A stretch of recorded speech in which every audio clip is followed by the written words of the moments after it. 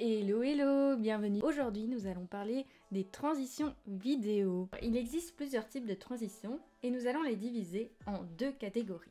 La première partie concernera en fait les transitions qui sont possibles à faire lors du tournage et la deuxième partie consistera aux transitions de montage. C'est le but de nos tutos, n'est-ce pas? Commençons par les transitions du tournage. Ici je vais vous en présenter 3.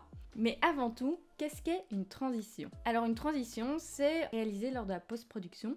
Du coup, pendant le montage, elle permet d'assembler différents plans entre eux en créant un effet de mouvement ou d'animation. Alors la première transition que je vais vous présenter, c'est la transition continuité. C'est une transition que j'ai déjà évoquée dans mon vlog précédent.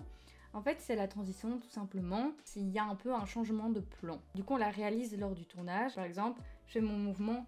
Ah, j'attrape ma tasse, paf, gros plan sur ma main qui attrape ma tasse, et c'est la continuité dans le mouvement ou dans le mouvement de l'objet, ça peut être le déplacement de l'objet. Ici, je vais vous montrer un exemple concret que j'ai réalisé dans ma vidéo naturelle. C'est ici avec l'arrosoir. Je suis plus ou moins en plan d'ensemble, donc on voit le pot, le bout de l'arrosoir.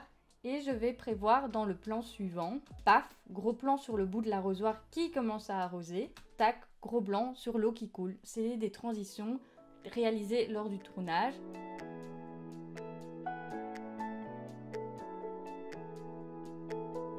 Pour les deux transitions suivantes, je vais un peu les regrouper parce que je vais les représenter toutes les deux dans ma vidéo naturelle au même moment. Filmer, zoomer sur l'objet et puis clac, je vais couper au montage, revenir sur un autre objet et dézoomer. Je vais vous montrer avec les exemples, ça sera plus concret. Donc voilà, nous sommes sur la pelouse. Je vais venir zoomer dans l'herbe, hop! Et là, on ressort de l'arrosoir. Elle a été prévue en amont et du coup, ça va aider lors de montage à avoir une transition plus fluide. Nous allons entamer avec la dernière transition qui, ici, justement, a déjà été montré sans que vous le sachiez, c'est la transition par couleur. Donc je vous ai montré l'exemple avec l'herbe qui est verte et je finis sur l'arrosoir qui est vert. La couleur va aider à l'œil humain à créer une transition plus naturelle et plus fluide en montage. De nouveau ici, l'herbe est verte. Hop, je retourne sur l'objet vert qui est l'arrosoir. Voilà, c'était les 3 transitions lors du tournage.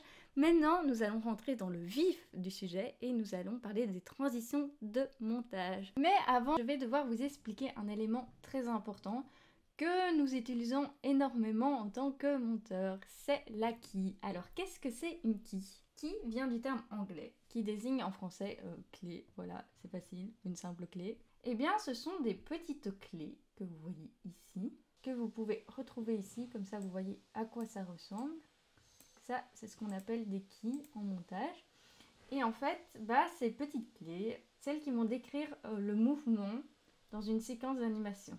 C'est-à-dire que celles qui vont marquer les extrémités de l'animation.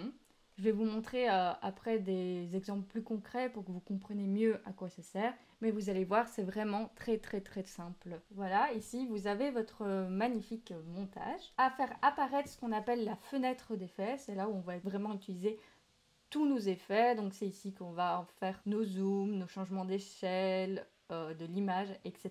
etc. Et on va double-cliquer sur le plan qu'on veut modifier, lui donner l'animation avec nos quilles. Et vous allez voir que ici, je vais vous le mettre en grand, ici vous avez votre plan du coup à gauche et vous avez plein de petites fenêtres.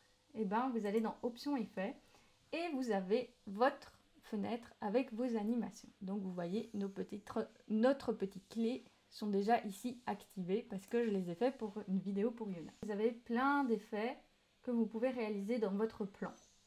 Je dis bien que ça s'applique que pour ce plan là. Alors, je ne vais pas tous vous les expliquer parce que elles vont être plus expliquées dans mon prochain tuto justement.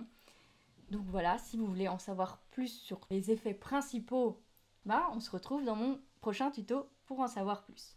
Alors tout d'abord, nous allons apprendre à comment activer une quille. Pour cela, je vais vous prendre un plan neutre. Et vous allez voir que sur votre droite, vous avez tous des petits chronomètres.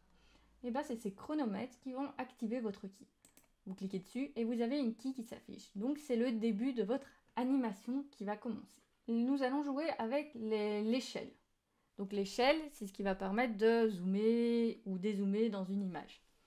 Et bien, je vais mettre une petite quille sur mon échelle. Mon plan est, comme vous voyez, neutre. Le bec de mon arrosoir est ici. Imaginons, je veux créer un effet de zoom sur cette partie-là de mon arrosoir. Je vais un peu plus loin sur ma timeline. Pas trop loin parce que mon plan n'est pas énormément long. Et je vais modifier ce paramètre-là. Super, voilà, pour vraiment vous montrer l'effet, quoi. Et voilà, en fait, dans la vidéo, début, une fin. Vous avez votre début de quille qui commence là. Et vous avez votre plan qui zoome jusqu'à la fin de la quille. Et plus vous vous écartez, plus le zoom va prendre du temps à arriver. Bon, là, ça va durer dans toute la vidéo, mais c'est pour vous donner l'exemple. Alors, maintenant que vous savez comment plus ou moins utiliser des quilles en montage, je vais maintenant enfin pouvoir vous expliquer ces transitions que j'aime beaucoup utiliser et que j'utilise souvent dans mes vidéos. Donc, c'est parti! Nous avons la première transition que je vais appeler la transition BD parce que ça donne un peu cet effet de case de BD qui suit l'une l'autre. Et nous allons la retrouver dans une vidéo que j'ai faite pour Toyuna Melody. C'était une vidéo TikTok. Donc là, c'est sous format vertical. Puis je vous montrerai réellement comment le faire sur un format horizontal. C'est le même principe. Vous voyez, c'est en fait tout simplement l'image qui va entraîner notre image pour passer à l'autre. C'est une transition, la transition BD. Alors, comment la faire? Eh bien, c'est très simple. Nous allons utiliser ces quilles. Disons, voilà, prenons nos abeilles qui sont là. Hop, hop. Nous allons superposer nos deux plans. Voilà.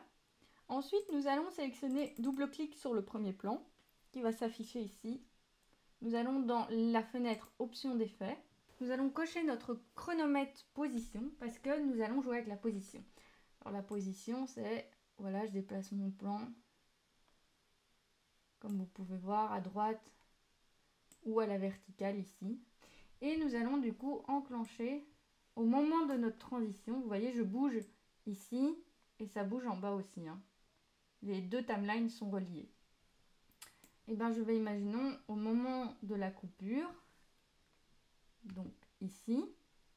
Ah oui, pour pouvoir rejoindre un plan à l'autre, vous voyez ici, bon, mon V1 et V2 voilà, sont sélectionnés. Et ben, je peux à chaque plan, avec ma flèche du haut, je retourne au début du premier plan, à chaque coupe en fait. Ça fait chaque coupe. En haut, c'est pour retourner vers la gauche. La flèche du haut, c'est pour retourner vers la gauche. Et la flèche du bas, c'est pour aller vers la droite à chaque coupure de plan. Donc ici, voilà, je suis à la coupure de mes deux plans. Je vais activer une quille de position. Je vais décaler sur ma timeline un peu plus loin et je vais, imaginons, là je vais faire sur le côté horizontal, faire partir mon plan vers la gauche. Et vous voyez bien une deuxième quille qui se crée. Et ben voilà, c'est une transition. Alors moi, ce que j'aime bien faire, pour que ce soit encore plus fluide et plus effet BD, c'est que du coup, je retourne exactement sur mes quilles. Pour pouvoir retourner exactement là où j'ai mis ma quille, vous avez ici des petites flèches. Vous cliquez comme celle-ci et sur la gauche, sur la flèche de gauche, et il va vous mettre directement sur la quille à gauche. Imaginons je vais aller sur la suivante, bah, je reclique sur la flèche de gauche, il me mène à la quille de gauche. Imaginons je veuille retourner sur celle de droite, mais non, bah voilà, je retourne sur ma quille de droite. Et ben pour que, et du coup je veux que mon plan derrière fasse pareil. Et ben je vais aller sur ma dernière quille de mon plan. Donc j'arrive, quand vous revoyez le mouvement, j'arrive sur mon autre plan. Hop, voilà. Et ben vous allez placer une quille pour dire que ce plan va rester dans cette position là. Hop. Je vais élargir plus loin mon plan. Et je vais retourner sur mon autre plan où j'avais mis les quilles. Retourner à la toute première quille de celui-ci. Voilà. Voilà, je zoome pour bien voir la différence. Je vais cacher mon premier plan, qui est normalement déjà parti. Donc, je répète le mouvement. Hop, là, mon plan est là. Là, il va partir sur la gauche. Celui-là ne bouge pas, mais je veux faire en sorte que celui-là bouge. Donc, j'ai placé une quille sur ce plan-ci, ici, pour dire que là, à la fin de mon mouvement, il sera ici. Mais du coup, je dois enchaîner mon premier mouvement en bougeant. Donc je vais cacher mon plan, sinon je ne vois pas le plan d'en dessous. Et là, je vais bouger mon image et la mettre à fond à droite. Et vous allez voir que ça va donner vraiment, quand je décoche l'image pour qu'on la revoie, un effet. Vous voyez, les deux images se suivent. Et c'est ce que j'appelle vraiment l'effet BD. Hop, ça fait une transition. Bon, évidemment, plus vous écartez vos quilles, plus la transition va ralentir. Ça, c'est notre première transition de montage. Maintenant, nous allons passer à la deuxième. En fait, j'aime beaucoup jouer avec des éléments, avec des fonds verts dans les vidéos. Et je vais vous en montrer une assez basique que j'ai utilisée dernièrement dans la cover de Yuna, qui va bientôt sortir, mais qui sera sûrement déjà sortie lorsque mon tuto va sortir. Ici, j'ai sélectionné en fait un effet avec un fond vert. C'est un appareil photo et vous allez voir que ici, en fait, je joue avec cet effet de fond vert. Hop, ça va flasher. Et là, je passe à un autre plan. C'est un peu une transition simple. C'est comme si je faisais une transition avec un flash, que je vais également vous montrer. Voilà. Alors, comment utiliser un green screen? Je vais vraiment d'abord vous l'expliquer basiquement, parce que je verrai ça de nouveau plus en profondeur dans mon prochain tuto. Donc, si ça vous intéresse, je vous donne rendez-vous. Voilà, c'est comme si j'avais placé mes vidéos. Voilà, Yuna chante, fond vert, avec l'effet flash. Comment retirer ce fond vert? Nous avons Premiere Pro qui nous a fourni un élément assez sympa qu'on appelle l'Ultra Key. Alors déjà, pour retrouver cet élément, nous allons aller dans la fenêtre Effets. Ça dépend dans quel onglet vous êtes de travail. Ici, moi, je suis dans l'espace de travail Effets. Il se trouve sur la droite. Mais si vous êtes par exemple dans le montage, je sais qu'il se trouve normalement ici. Et en fait, il suffit de cliquer sur les petites flèches et vous avez la rubrique Effets en plus. Mais moi, il est ici. Effets, vous cliquez dessus. Vous voyez, elle est comme ça. Vous cliquez dessus. Oups. Bon, je vous l'ai mis en grand. Vous l'avez ici et en fait vous n'avez qu'à écrire les effets que vous voulez trouver. Là je marque je trouve Ultra Key et du coup en fait vous avez qu'à juste prendre l'effet et le glisser sur la vidéo où vous voulez mettre cet effet et vous allez voir que de nouveau votre fenêtre d'effet s'ouvre et qu'il y a un effet en plus qu'il n'y avait pas. Regardez. Donc de base vous êtes comme ça. Hop, je fais glisser sur mon plan. Un nouvel effet qui se met. Alors, ce qui est tout simple, quand vous avez des éléments préfaits et tout ça avec un fond vert, comme ici, généralement, vous ne devez pas faire vraiment les modifications du fond vert, mais comme je vous l'ai dit, ça, je vais en parler plus précisément dans la vidéo prochaine.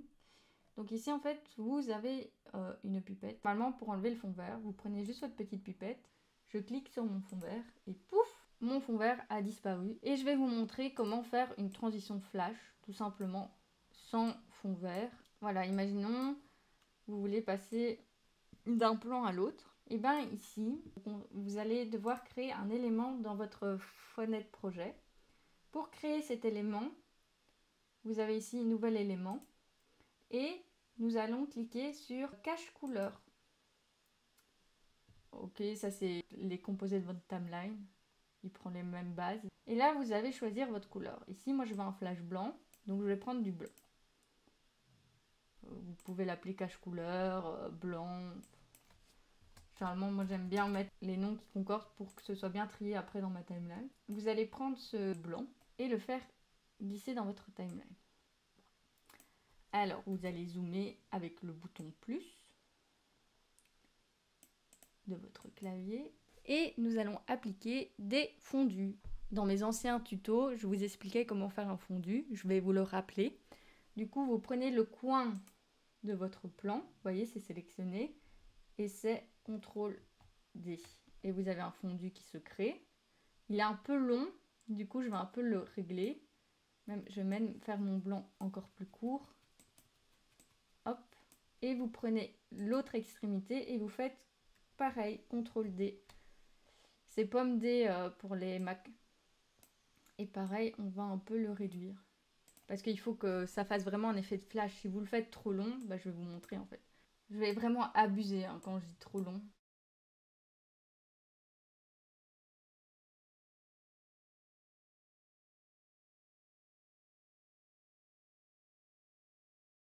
Vraiment, ça prend trop de temps. Ici, on veut vraiment un flash genre appareil photo, quoi. Voilà, vous voyez? Ça fait vraiment un flash. Voilà, une transition flash, un fond vert et avec un flash normal. Voilà, voici la fin de ma vidéo. Du coup, nous terminons notre tuto sur cette transition flash. J'espère que ce tuto vous aura plu. Et peut-être que je vous referai une vidéo sur plus de transitions que je trouve sympa à vous faire découvrir dans le montage. Ceci, c'est vraiment pour celles des débutants. On ira peut-être dans des transitions plus approfondies la prochaine fois. Je vous dis à très bientôt pour un nouveau tuto. J'espère que vous serez là et je vous fais plein de gros bisous.